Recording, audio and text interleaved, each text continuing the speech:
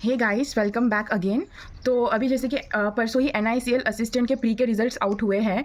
तो आप लोग देख सकते हैं कि अब मेंस के लिए कुछ ज़्यादा समय नहीं बचा है। तो मैं इस वीडियो में आपको बताने वाली हूँ कि NICL असिस्टेंट की मेंस की प्रिपरेशन स्ट्रैटेजी क्या होनी चाहिए, जो मैं फॉलो कर रही हूँ मेरे लिए। आप और अभी मेरा इतने में RRB PO IBPS PO का मेंस भी क्लियर हुए हैं।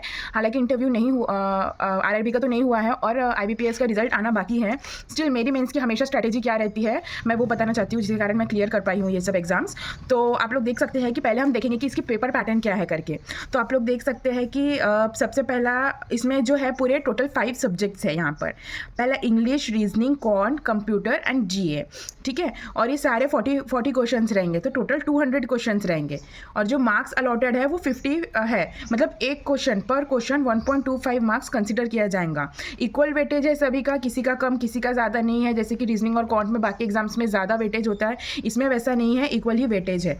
तो आप लोग देख सकते हैं कि टोटल कितने मार्क्स का हो जाएगा पेपर, 250 मार्क्स का हो जाएगा। और जो ड्यूरेशन है, यहाँ पे ड्यूरेशन में वेरिएशन है।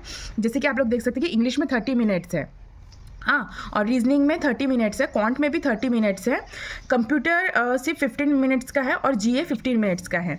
हाँ, वैसे भी ये थ्योरी के सब्जेक्ट्स रहते हैं, इसमें सॉल्यूशन तो कुछ है नहीं, बस आपको देखना है और टिक करना है। तो इतना टाइम भी इसके लिए सफिशिएंट है। स्टिल आप लोग देख सकते हैं कि 40 क्वेश्चंस दिए गए हैं, 50 मार्क्स है।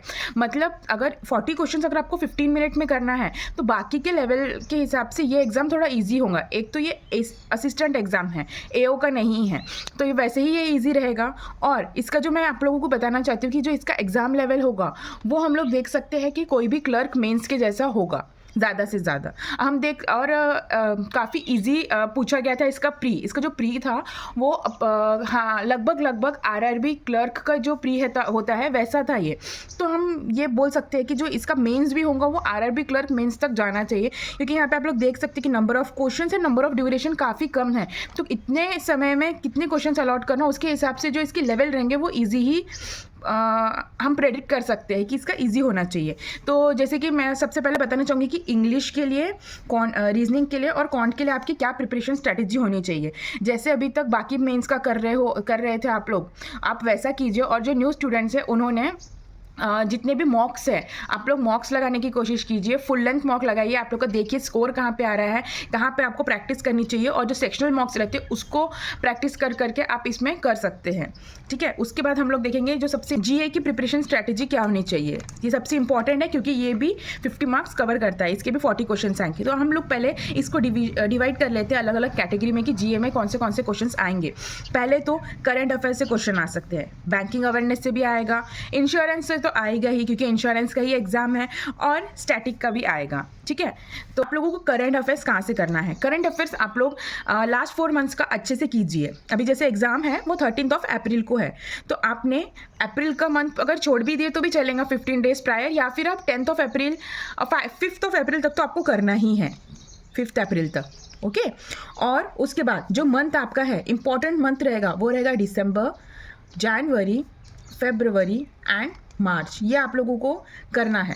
अगर आपने पहले से अभी तक एग्जाम्स की कर रहे थे, जो भी अभी SBI क्लर्क हुआ है, SBI PO हुआ है, तो आपको टेंशन लेने की जरूरत नहीं। जिन्होंने SBI क्लर्क मेंस दिया, क्योंकि ये तो आपका होकर के ही होगा, मतलब यहाँ तक तो होकर के ही होगा। आपको फरवरी और मार्च अच्छे से करना है, मार्च अच्छे से रिवाइज करना है। उसके बाद अगर जिनका ये नहीं होकर के, जो अभी न्यू कमर्स है, उन्होंने क्या करना है, उन्होंने डायरेक्ट मंथली PDF लेना है। अफेयर्स क्लाउड की जो मंथली PDFs आते हैं आप वो लीजिए, आप उससे अच्छे से प्रैक्टिस कीजिए। और इसमें मैं ये बोलना चाहूँगी कि आप जहाँ से भी पढ़ रहे हो, मैं जो है एक PDF सोर्स फॉलो करती हूँ, मैं अफेयर्स क्लाउड फॉलो करती हूँ, और एक वीडियो सोर्स अड्डा आशीष गौतम सर का करती हूँ। और आप लोगों को पढ़ाई, जब आप लोगों का अफेयर्स क्लाउड का जो मंथली PDFs हो जाएगा तो जो डेली क्विजेस रहते हैं मैक्सिमम आप देने की कोशिश करो। पढ़ना और प्रैक्टिस करना, उन दोनों में डिफरेंस होता है। तो आप लोग जितना हो सकता है क्विजेस प्रिपेयर करो, यहाँ से आप लोग करंट अफेयर्स कर लोगे। और अगर आपके पास आपने ये पहले से कर चुके हैं तो आप लोग नवंबर और अक्टूबर इसका आप रिविजन कर लीजिए। अगर आप जिनका जो ओल्ड स्टूडेंट्स है, जो प्रैक्टिस कर रहे हैं, और जो न्यू कमर्स है, उनको तो ये करना बहुत ज़रूरी है। लेवल ज़्यादा कुछ डीप में नहीं पूछेंगे जहाँ तक मुझे लगता है, तो आप लोगों ने मैक्सिमम कवरेज करना ज़रूरी है। उसके बाद बैंकिंग अवेयरनेस, जो बैंकिंग अवेयरनेस के अलग अलग वीडियोस है, जब आप ये करोगे उसमें ही अलग से ऑप्शन आ जाए, जैसे अफेयर्स क्लाउड या फिर कोई भी इसमें आएगा कि वहाँ पे बैंकिंग से रिलेटेड न्यूज़ क्या है, तो आप वहाँ से वो कर लीजिए। इंश्योरेंस की जो भी इरडाई अभी है, जो इंश्योरेंस रेगुलेटरी अथॉरिटी है, वो क्यों न्यूज़ में है, NIACL क्यों न्यूज़ में है, वो सब रिलेटेड जो भी अभी अभी है वो आपको करना है। उसके बाद जो स्टैटिक जीके आपको अलग से नहीं करना है।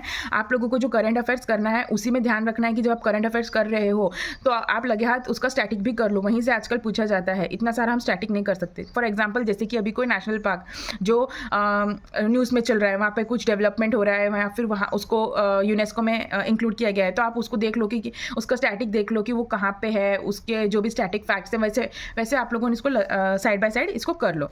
अब नेक्स्ट हम आते हैं कंप्यूटर में। तो कंप्यूटर आपको कैसे करना है, हमेशा जो RRB क्लर्क मेंस हो गया या फिर बाकी एग्जाम्स में कंप्यूटर का वेटेज ज़्यादा नहीं रहता है, तो हम लोग क्या करते हैं, कंप्यूटर को उतना ध्यान नहीं देते हैं और लीनियंटली लिया जाता है। लेकिन कंप्यूटर यहाँ पर इक्वल ही वेटेज कर रहा है, इक्वल मार्क्स डिस्ट्रीब्यूशन है, इक्वल क्वेश्चंस डिस्ट्रीब्यूशन है, तो आप लोगों को कंप्यूटर अच्छे से करना है, ये काफ़ी स्कोरिंग साबित हो सकता है। तो इसके लिए मैं क्या फॉलो कर रही हूँ, जैसे मैं एक ऑलिव बोर्ड की PDF है, 70 to 80 पेजेस की ही वीडियो PDF है, आप लोग उसको फॉलो कर लीजिए, मतलब उसको रिवाइज कर लीजिए, पढ़ लीजिए, मैक्सिमम उसमें ही कवरेज हो जाता है।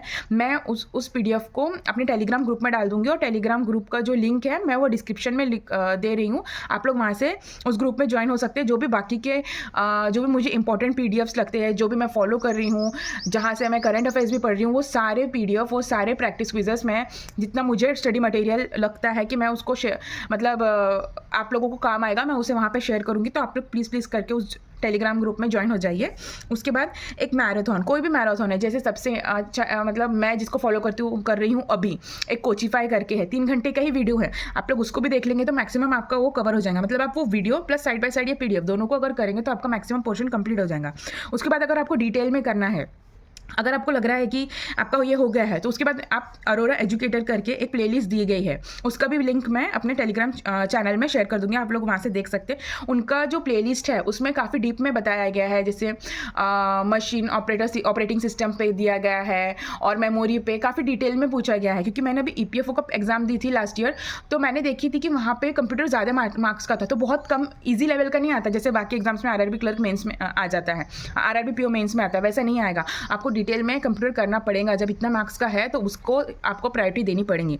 तो आपका अगर ये दोनों हो जाता है तो आप लोग वो प्लेलिस्ट कीजिए। ये प्लेलिस्ट और ये सर का एक PDF है, कंबाइंड PDF है, वो 700 पेजेस का है, हाँ थोड़ा सा ज़्यादा है, बट वो छोटे छोटे स्लाइड्स ही है, उसमें उस स्लाइड्स को ही कंपाइल किया गया है। तो आप लोग चाहे तो वो भी कर सकते हो, उसमें सारे शॉर्टकट कीज जो भी है, फंक्शन कीज, फॉर्मूला सब कुछ दिया गया है, बेसिक से MS वर्ड, MS PowerPoint सब कुछ इंक्लूड किया गया है, तो आप लोग वहाँ से वो कर सकते हैं। तो मैं इस तरह से मेरी प्रिपरेशन स्ट्रैटेजी है कि मैं इस तरह से GA, कंप्यूटर और बाकी सब्जेक्ट्स कर रही हूँ। आप लोगों को अगर कुछ भी सजेशन है, कुछ भी क्वायरी है, आप लोग कमेंट डाउन कर सकते हो। और अगर आप लोगों को ये वीडियो अच्छा लग रहा है तो please like and subscribe my channel, और कुछ भी क्वायरीज है तो आप लोग कमेंट कीजिए।